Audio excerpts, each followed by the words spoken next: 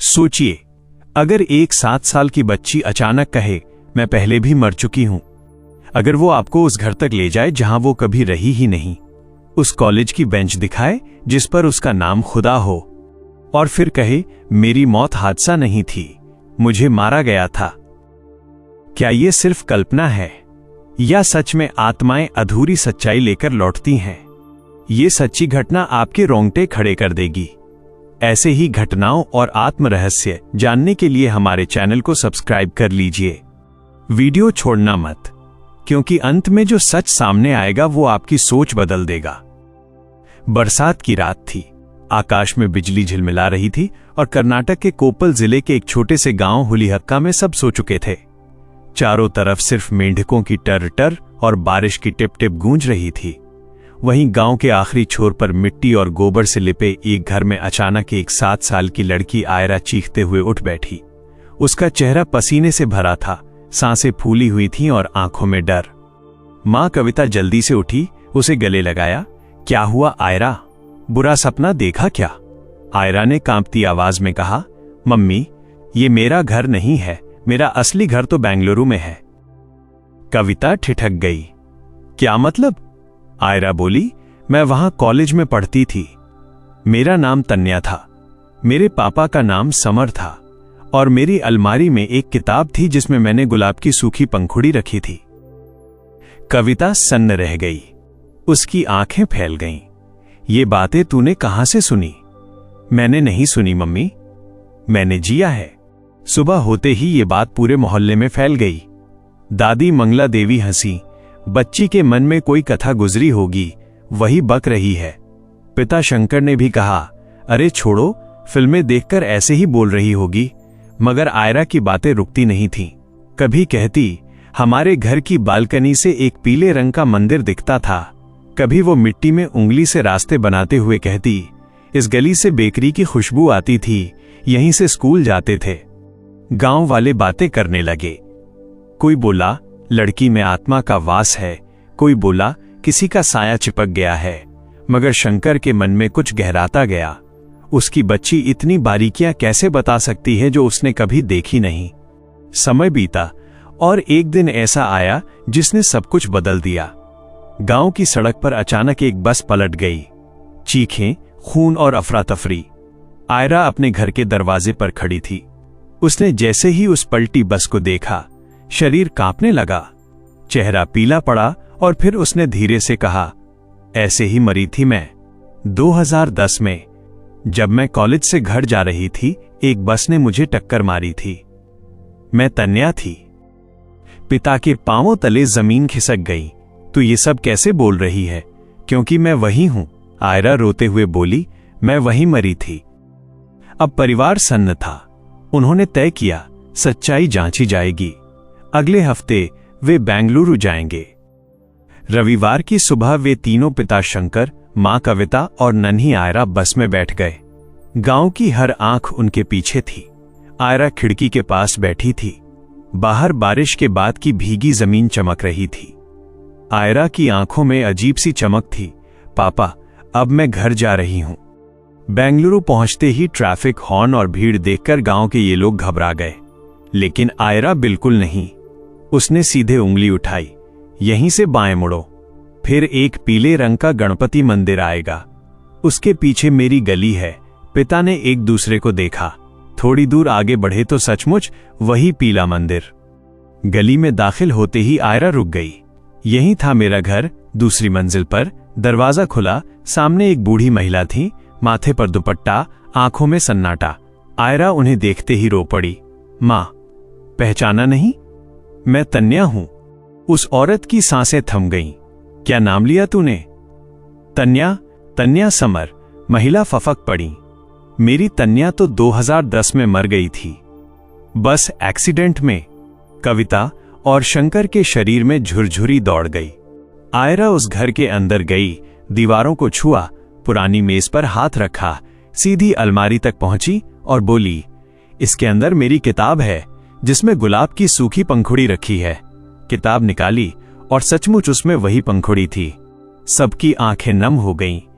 अगले दिन सब लोग सेंट मेरी कॉलेज गए। क्लासरूम में दाखिल होते ही आयरा ने सीधे एक जगह इशारा किया। यहीं बैठती थी मैं, मेरा नाम इस बेंच पर खुदा है। और वाकई लकड़ी पर धुंधले अक्षरों में उभरा था, तान्या एस। कॉलेज के प्रिंसिपल, जो अब रिटायर होने वाले थे, बोले, हाँ, तन्या समर नाम की लड़की 2010 में यहां थी।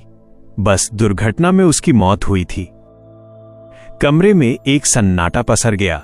किसी वरिष्ठ प्रोफेसर ने पूछा, बेटी, तू मरने के बाद कहां गई थी? आयरा की आंखें गहरी हो गईं। पहले तो मुझे लगा मैं बस के नीचे फंसी हूं, सांस नहीं ले पा रही थी। पर फिर अचानक लगा मैं अपने शरीर से ऊपर हूं। मैं सबको देख रही थी, लेकिन कोई मुझे नहीं सुन पा रहा था। उसकी आवाज कांप रही थी, पर शब्द जैसे किसी अदृश्य जगह से आ रहे हों।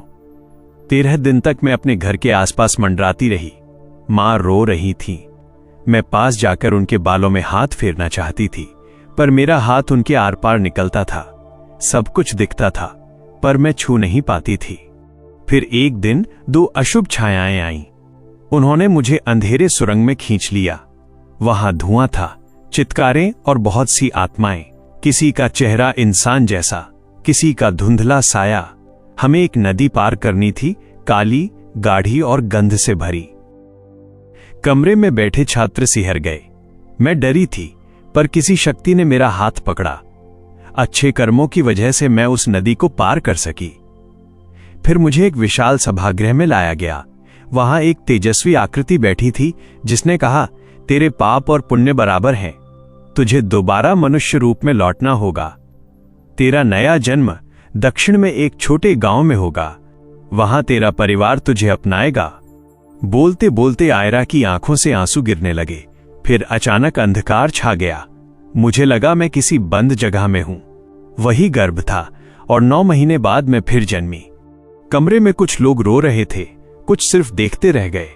यही था वो क्षण जब दोनों परिवार एक दूसरे के सामने खड़े थे। एक जिसने अपनी बेटी को खोया था, और दूसरा जिसने उसे नया जन्म दिया था। तन्या की मां शारदा समर ने आयरा को गले लगा लिया। मेरी तन्या, तू लौट आई। कविता और शंकर बस खामोश खड़े रहे। आंखों में गर्व भी था और असमंजस भी। लेकिन एक रिश्तेदार बोला, क्या पता ये सब सुनी सुनाई बातें हों। आयरा शांत आवाज में बोली, अगर अब भी शक है तो कॉलेज की लाइब्रेरी चलिए, मेरी किताब वहीं रखी है। सब वहां पहुंचे। पुरानी अलमारियां, धूल से भरी किताबें। आयरा ने बिना झिझके एक शेल्फ से किताब निकाली, मॉडर्न लिटरेचर 2009 एडिशन। उसमें वही गुलाब की सूखी पंखुड़ी थी। सबके हाथ कांप गए। किसी को अब शक नहीं रहा कि आयरा ही तन्या है। आयरा के शब्दों के बाद हॉल में कुछ सेकंड नहीं, जैसे पूरा समय ही ठहर गया था। हवा भी जैसे सांस लेना भूल गई हो।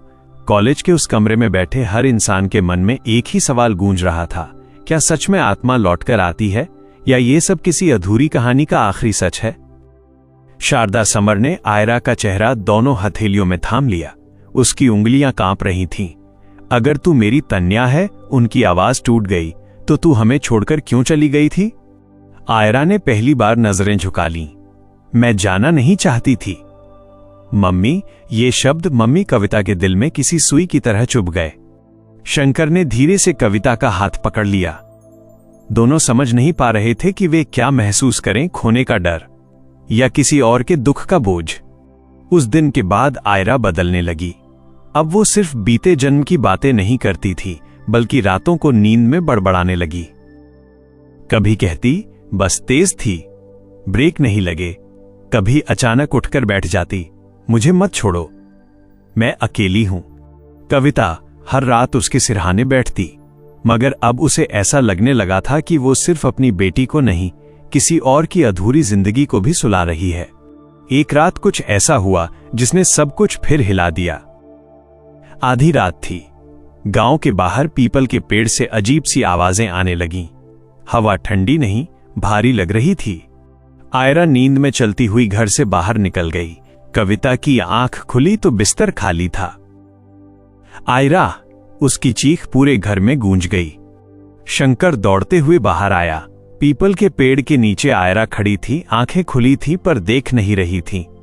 उसकी आवाज अब आयरा की नहीं लग रही थी।